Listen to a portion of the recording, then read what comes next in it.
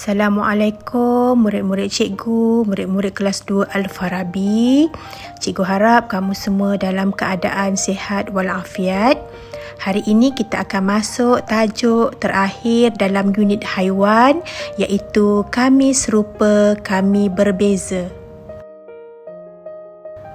Objektif pembelajaran kita pada hari ini ialah diharap pada akhir pembelajaran kamu dapat yang pertama menulis 5 contoh haiwan yang menyerupai induknya dan 5 contoh haiwan yang tidak menyerupai induknya. Yang kedua, membuat kesimpulan bahawa ada haiwan yang menyerupai induknya dan ada haiwan yang tidak menyerupai induknya.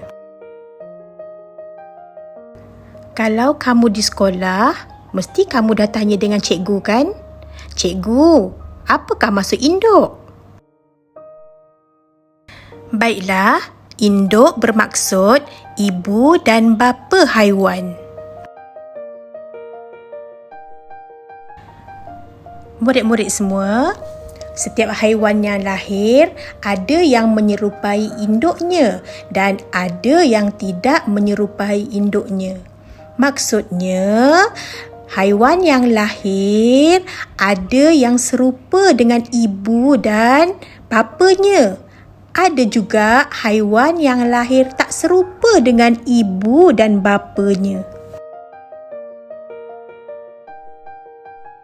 Okey, jom semua kita kenal pasti haiwan yang serupa dengan induknya.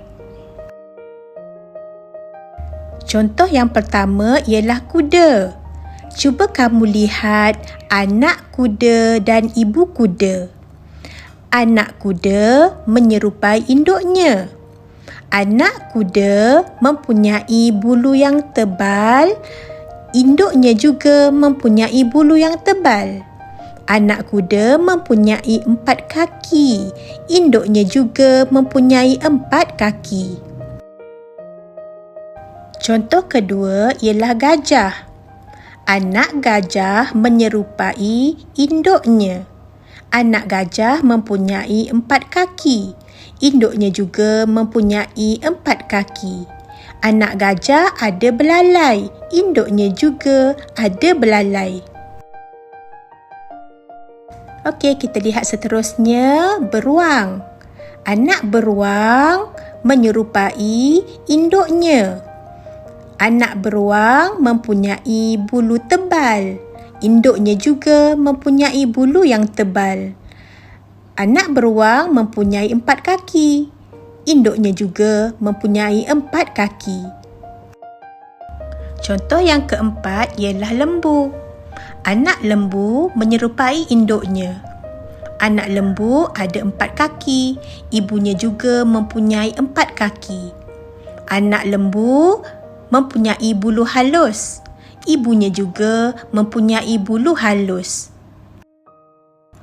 Cuba kamu tengok anak-anak anjing. Serupa tak dengan ibunya? Ya, anak anjing menyerupai induknya. Anak anjing ada 4 kaki. Induknya juga mempunyai 4 kaki. Anak anjing mempunyai ekor.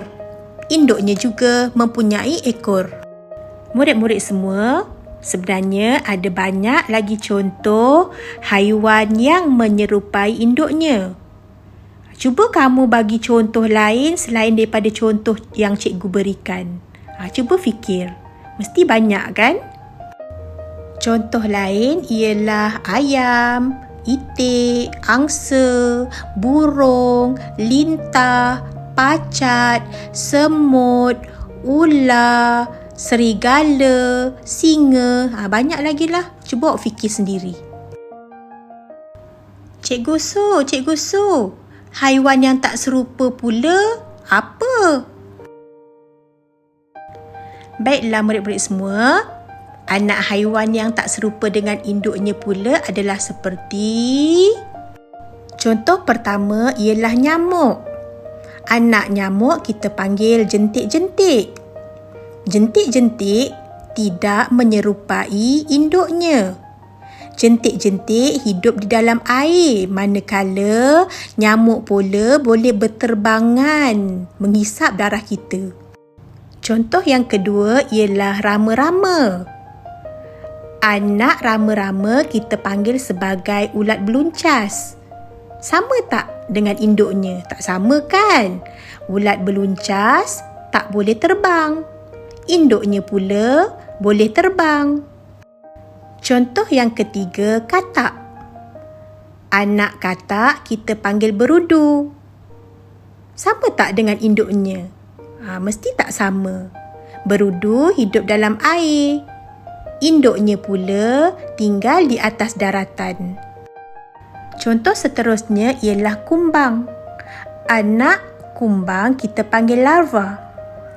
Larva tidak menyerupai induknya. Cuba kamu tengok, tak sama langsung larva dengan kumbang tu. Contoh yang kelima ialah lalat.